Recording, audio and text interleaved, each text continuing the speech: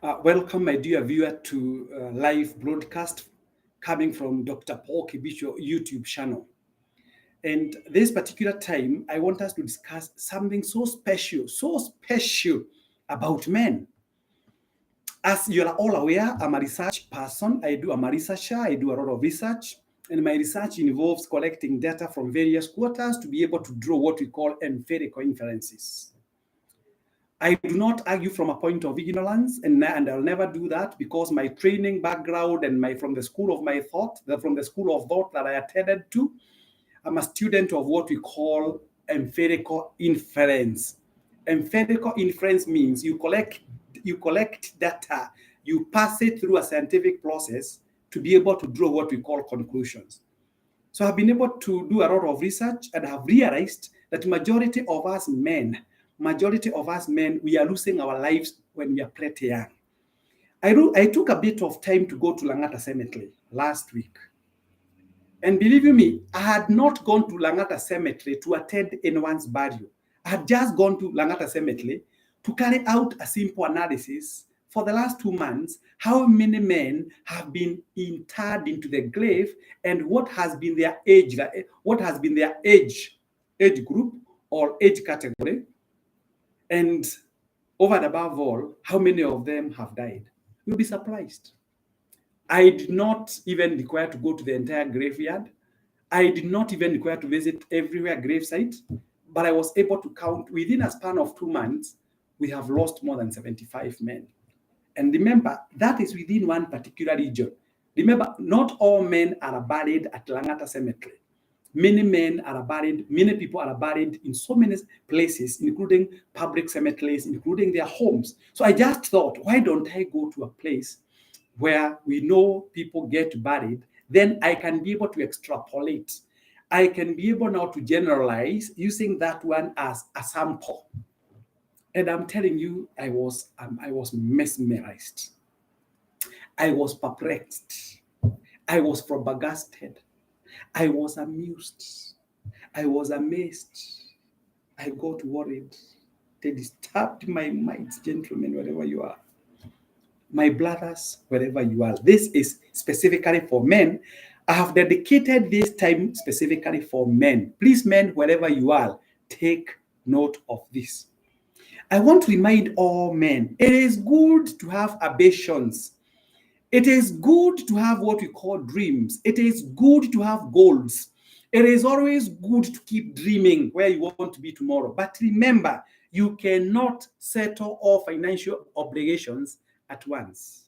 Oh, hope somebody has gotten that and underlined. You cannot settle all your financial obligations in a day. So can you do what you can? Do not push yourself beyond the limit because your body has a capacity. Just like cars have cubic centimeters, they have got what we call cc's, cubic capacity for that matter. Similarly, even human bodies, they have got capacity. So yes, you are under pressure, either from your colleagues, those that you graduated with the same time, either from your peers, either from your colleagues that you work with, or either from whichever direction that it is that is piling a lot of pressure on you to achieve certain things. I'm telling you, gentlemen, wherever you are, you cannot settle all your financial obligations in a day. So what do I mean? Do what you can without factoring in what your peers, what your friends, what your, let me say, even those people that you call your contemporaries are thinking about you. You are the only one who knows how much money you make. You are the only one who knows your capacity. So do not lead life which is cosmetic in nature to please others. Men, if you don't want to go to the graveside early enough, remember you cannot settle all your financial obligations in a day. Men, we are known. I am a man, and I always wake up at 4 a.m. every day. My wife knows this.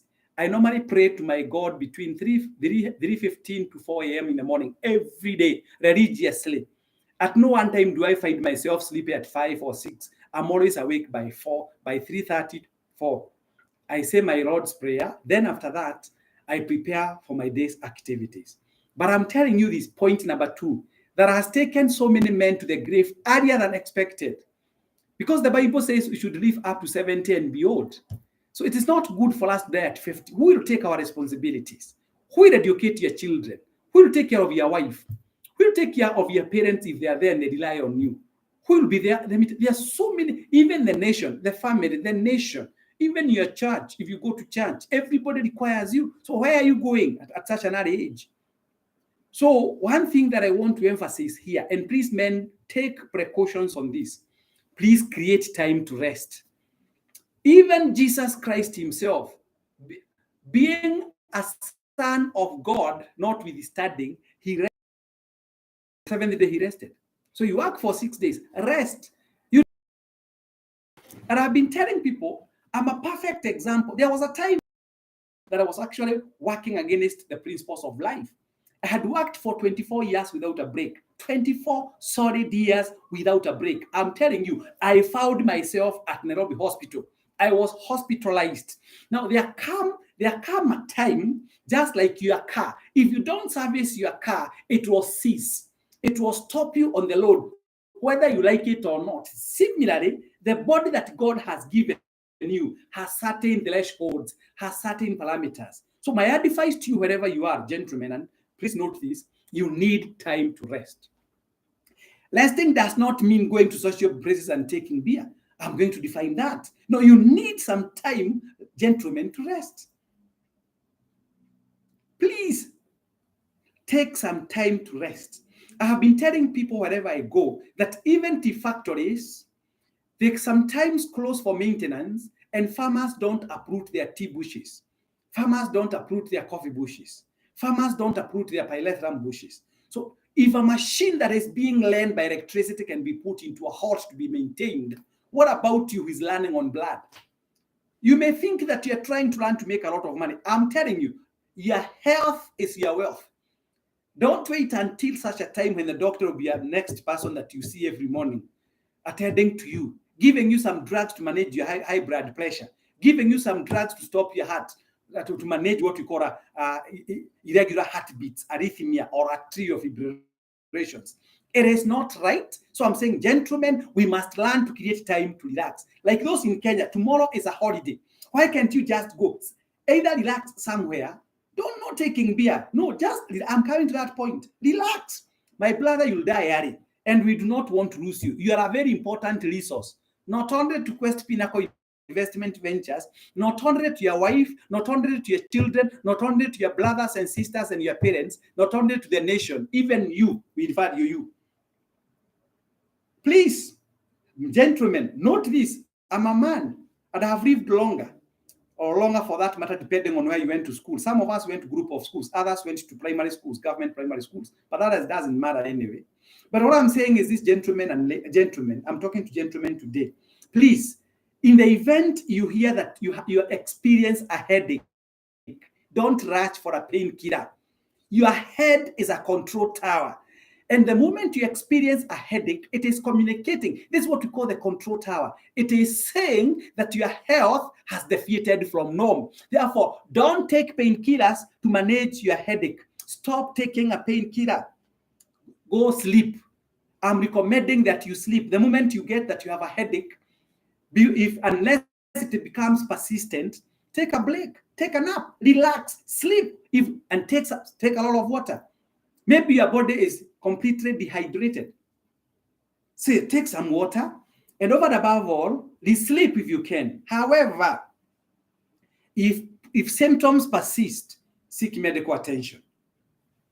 Number 4, my brother, my sister, my brother, I'm talking to gentlemen alone today. Forgive me for mentioning sisters at this point in time. My colleagues, my fellow gentlemen, please stop taking sedatives to sleep. Stop taking what we call sleeping pills. I'm going to teach you a little. I'm not a medical doctor, but I'm not ignorant. I'm telling you, personally, I'm never ignorant in whichever sphere of learning. Please stop desist from taking what we call sleeping pills. The moment you subject your brains to sleeping pills, it destroys your brains and other body organs. Please relax the brain. Do not take it. Once you relax the brain and avoid carrying baggage that you can't manage. Because the problem in us men, you find that here you are married, you have other relationships out there, you have so many things, so many financial obligations that are expected to be met by you. You carry so many luggages and baggages. I'm telling you, you are going to leave us to enjoy this universe in your absence. We can't start to see losing you, my brother, wherever you are. Please stop taking sleeping pills. It affects what we call the normal functioning of the central processing unit, which we refer to in terms of medicals, the neural system. So please stop that. Point number 5, sometimes have your own time, minus your wife or minus your girlfriend for those who are not married. Have your own free time, a time to meditate, a time to reflect, a time to critically analyze yourself, a time for self-evaluation. Relax, put off your phone completely. You can have what we call earphones, and I'm coming to that. Let me first talk about that on its own. Sometimes you require to have your own time, doing nothing, saying nothing, just admiring God's flora and fauna. Have some time alone. Sometimes I do it personally. I take my car, I drive to 14 Falls, I drive to Sagana. Sometimes I drive to Nanyuki personally alone. Sometimes I go to the Ark in Nyeri, that is in Moiga. Sometimes I just feel like going. I go to Abadea just alone to first of all reflect. Where have I come from? What have I done good? Where have I missed the point and the target? Without anyone else closer to me. You require that time for meditation. It is therapeutic in nature. It actually invigorates your thinking. It energizes you, and it gives you the impetus to live longer. Take it seriously from me. For those who know me, and I'm not proud, and of course I have no problem, and I've told you, if people don't discuss you in any given forum, you are a liability in the universe. If people are discussing you, then you have content. You have something special. You are unique, and you do things differently, and therefore you have actually stood in similar circumstances but doing things in an extraordinary way. Sometimes you require to have your own time. Sometimes you need to have good music. Carry your good music. If you love benga music, whatever, if you love what we call reggae, whatever kind of music that if you love Christian music like I do, because I've got more than 50,000.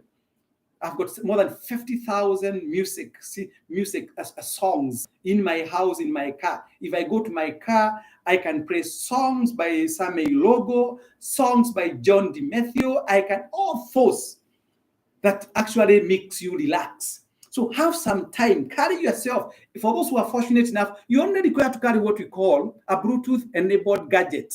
Just go and play music. You can even dance alone, dance a little bit. Play aloud about, dance a little bit. That one now again relaxes the muscles and gives you the impetus to face tomorrow. Last point before I go home. The last point is this. Men, you are known not to love visiting hospitals.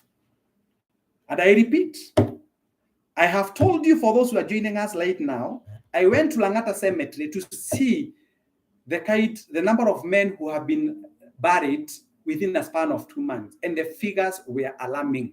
Over 75 men, and majority of them, they were between age 35 to age 62. Shocking.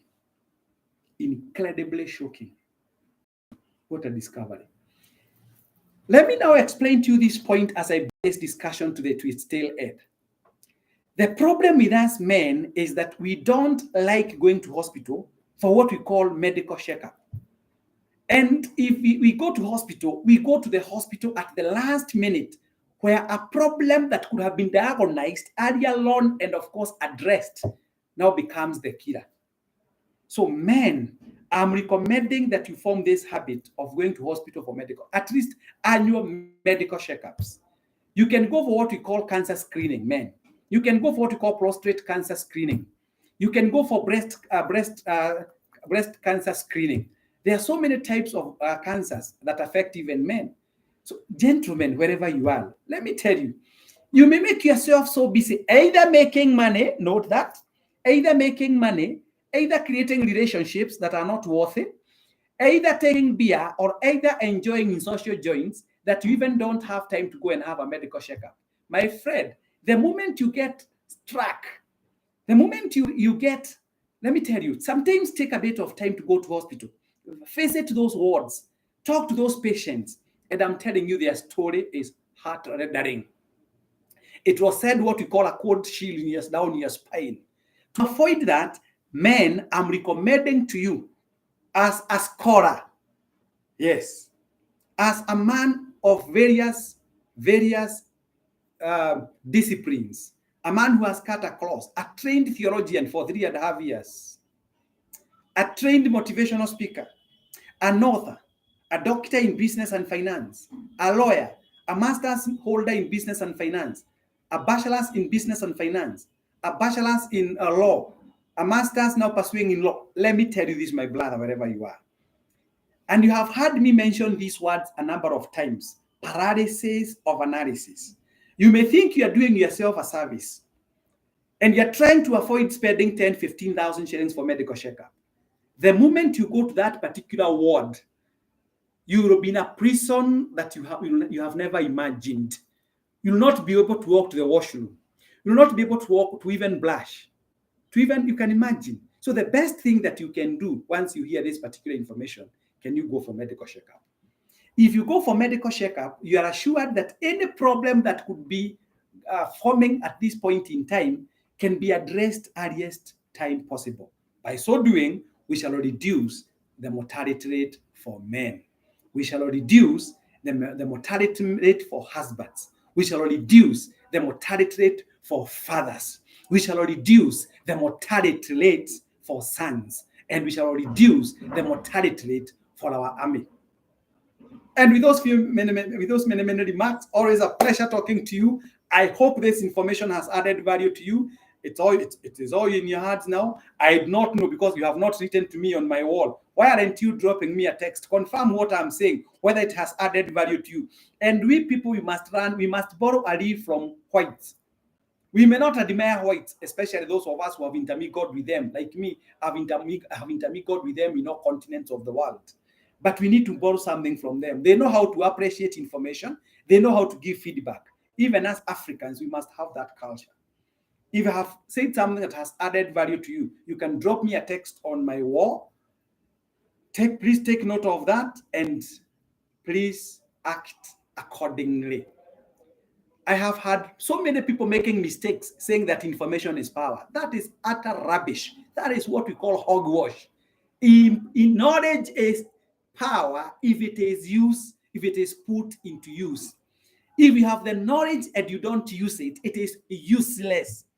Knowledge is power if it is put into use. Period. With those few remarks, honorable members, gentlemen, because this was specifically for men, may you have a good evening wherever you are. May you have a good time wherever you are. But please observe those 7 rules. With those few remarks, may God bless you. May you have a good evening. Shalom, shalom, shalom. God bless you.